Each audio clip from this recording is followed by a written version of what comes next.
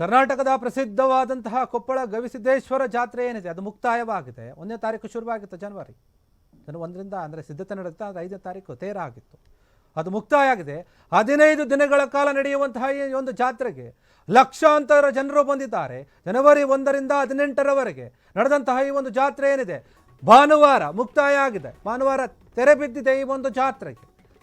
ಕಳೆದ 15 ದಿನಗಳಿಂದ ಭಕ್ತ ಸಾಗರ ಹರಿದು ಬಂದಿದೆ ಅಲ್ಲಿ ಜಾತ್ರೆಗೆ. ದೊಡ್ಡ ಮಟ್ಟದ ಜನಸಂಖ್ಯೆ ಸೇರ್ತಾರೆ. ದಕ್ಷಿಣ ಭಾರತದ ಕುಂಭಮೇಳ, ಮಹಾ ಕುಂಭಮೇಳ ಅಂತ ಕರೀತಾರೆ. ಅಲ್ಲಿ 18 ದಿನದಲ್ಲಿ ಅಂದಾಜು 30 ಲಕ್ಷ ಜನ ಪ್ರಸಾದವನ್ನು ಸೇವನೆ ಮಾಡಿದ್ದಾರೆ ಎನ್ನುವಂತಹ ಮಾಹಿತಿ. ಭಕ್ತರು ದಾಸೋಹಕ್ಕಾಗಿ ಅರ್ಪಿಸುವಂತಹ ಆಹಾರ ದಾನಗಳೇನಿದೆ ದೊಡ್ಡ ಪ್ರಮಾಣದಲ್ಲಿ ಬಂದಿದೆ. 18ರಿಂದ 20 ಲಕ್ಷದವರೆಗೆ ರೊಟ್ಟಿ ಬಂದಿದೆ. 300 ಕ್ವಿಂಟಲ್ ತೊಗರಿ ಬೇಳೆ, 150 ಕ್ವಿಂಟಲ್ ಹೆಸರು ಬೇಳೆ, 1500 ಕ್ವಿಂಟಲ್ ಅಕ್ಕಿ, ಹಾಲು, ತುಪ್ಪ, ಈ ರೀತಿಯಾಗಿ ಎಲ್ಲ ಭಕ್ತರು ತಂದುಕೊಟ್ಟಿದ್ದೆ. ಅಲ್ಲಿಗೆ ಬರುವಂತಹ ಭಕ್ತರು ಮಹಾದಾಸೋಹದಲ್ಲಿ ಮೈಸೂರು ಪಾರ್ಕ್ ಏನಿದೆ, ಮೈಸೂರು ಪಾರ್ಕ್ ಇದೆ, ಮತ್ತು ಮಂಡಕ್ಕಿ, ಮಿರ್ಚಿ ಎಲ್ಲವೂ ಕೂಡ ಮಾಡಿದ್ರು. ಎಳ್ಳು ಹೋಳಿಗೆ, ಮಾದಲಿ ಹುಗ್ಗಿ, ಹಪ್ಪಳ, ಸಂಡಿಗೆ, ಈ ರೀತಿಯಾಗಿ ಬೇರೆ ಬೇರೆ ರೀತಿಯಾದಂತಹ ವ್ಯವಸ್ಥೆಗಳನ್ನು ಮಾಡಲಾಗಿತ್ತು ಮಹಾಭೋಜನದಲ್ಲಿ, ಉಪಹಾರದಲ್ಲಿ.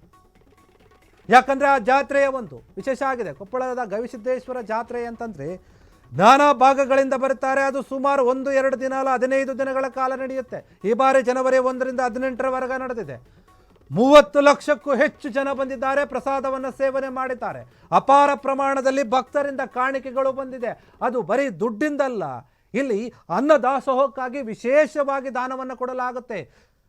ಆ ಭಾಗದ ಜನ ಮಾಡ್ತಾರೆ, ತಮ್ಮ ಸ್ವಂತ ಮನೆಯಿಂದಾನೇ ರೊಟ್ಟಿಗಳನ್ನು ಮಾಡಿಕೊಂಡು ತಂದು ಆ ಒಂದು ಮಠಕ್ಕೆ ಅರ್ಪಿಸುತ್ತಾರೆ.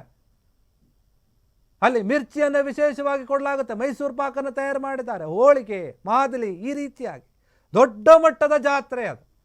ನಾವು ಹಿಂದೆಂದೂ ಕೂಡ ನೋಡೋಕೆ ಸಿಗಲ್ಲ. ಕೆಲವೊಂದು ಏನು ನಮ್ಮ ಭಾಗದಲ್ಲಿ ಸಿಗುವಂತಹ ಅಥವಾ ಉತ್ತರ ಕರ್ನಾಟಕ ಭಾಗದಲ್ಲಿ ಸಿಗುವಂತಹ ಕೆಲವೊಂದು ತಿಂಡಿಗಳು ಏನಿರುತ್ತೆ ಅದು ಕೆಲವರಿಗೆ ಅರ್ಥನೂ ಆಗಲ್ಲ.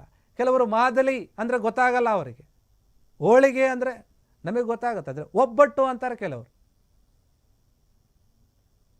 ಹೀಗಾಗಿ ತುಪ್ಪ, ಹಾಲು, ಅಕ್ಕಿ, ತೊಗರಿಬೇಳೆ, ಹೆಸರುಬೇಳೆ, ಏನೇನು ಬೇಕೋ ಊಟಕ್ಕೆ ಎಲ್ಲವನ್ನು ಕೂಡ ಆ ಭಾಗದ ಜನರೇ ತಂದು ಕೊಡ್ತಾರೆ. ಇದು ಯಾವುದೋ ಸರ್ಕಾರದಿಂದ ಅನುದಾನ ಪಡೆದು ಅದರನ್ನೇ ನಂಬ್ಕೊಂಡು ಕೂತಂತಹ ಮಠ ಅಲ್ಲ, ಅಲ್ಲಿನ ಜನರೇ ನಡೆಸುವಂತಹ ಮಠ.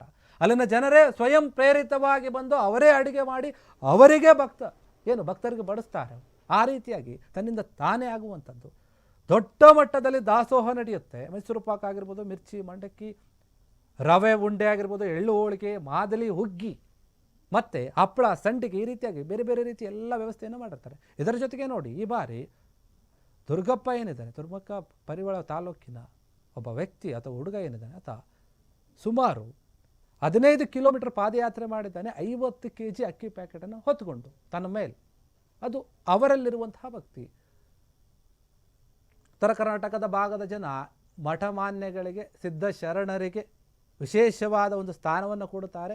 ಭಕ್ತಿ ಭಾವದಿಂದ ಪೂಜೆಯನ್ನು ಮಾಡ್ತಾರೆ. ಅದೇ ನಿಷ್ಠೆಯಿಂದ ನಡೆದುಕೊಳ್ಳುತ್ತಾರೆ. ಅದಕ್ಕೊಂದು ನಿದರ್ಶನ ದಕ್ಷಿಣ ಭಾರತದ ಮಹಾ ಕುಂಭಮೇಳ ಅಂತ ಈ ಒಂದು ಜಾತ್ರೆಯನ್ನು ಕರೀತಾರೆ. ಅದೇ ರೀತಿಯಾಗಿ ನಡೆಯುತ್ತೆ. ಜನಸಾಗರ ಹರಿದು ಬರುತ್ತೆ. 30 ಲಕ್ಷಕ್ಕೂ ಹೆಚ್ಚು ಜನ ಬರೀ ಪ್ರಸಾದವನ್ನು ಸೇವನೆ ಮಾಡಿದ್ದಾರೆ ಅಂತಂದರೆ ಆ ಜಾತ್ರೆಗೆ ಇನ್ನೆಷ್ಟು ಜನ ಬಂದಿರಬಹುದು ಅಂತ ನಾವು ಊಹೆ ಮಾಡಬೇಕಾಗುತ್ತೆ. ಈಗ ಸದ್ಯ ಇರುವಂತಹ ಸ್ವಾಮೀಜಿಗಳು, ಪೀಠಾಧಿಪತಿಗಳೇನಿದ್ದಾರೆ, ಅಭಿನವ ಗವಿಸಿದ್ದೇಶ್ವರ ಸ್ವಾಮೀಜಿಗಳು ಎಲ್ಲ ರೀತಿಯ ಸಿದ್ಧತೆಗಳನ್ನು ಅಲ್ಲಿ ನೋಡಿಕೊಳ್ಳುತ್ತಾರೆ. ಎಲ್ಲದರಲ್ಲೂ ಕೂಡ ಗಮನ ಹರಿಸ್ತಾರೆ. ದೊಡ್ಡ ಮಟ್ಟದ ಜಾತ್ರೆ ಅದಕ್ಕೆ ಈಗ ತೆರೆ ಬಿದ್ದಿದೆ. ಭಕ್ತರು ಕೂಡ ಸಂತೋಷ ಹಾಕಿದ್ದಾರೆ. ಕ್ಷಣ ಕ್ಷಣದ ಸುದ್ದಿಗಳಿಗಾಗಿ ಫ್ರೀಡಂ ಟಿವಿ ಸಬ್ಸ್ಕ್ರೈಬ್ ಮಾಡಿ, ಲೈಕ್ ಮಾಡಿ ಹಾಗೂ ಫಾಲೋ ಮಾಡಿ. ಹೊಸ ಸುದ್ದಿಗಳ ನೋಟಿಫಿಕೇಶನ್ಗಾಗಿ ಬೆಲ್ ಐಕಾನ್ ಮೇಲೆ ಕ್ಲಿಕ್ ಮಾಡಿ.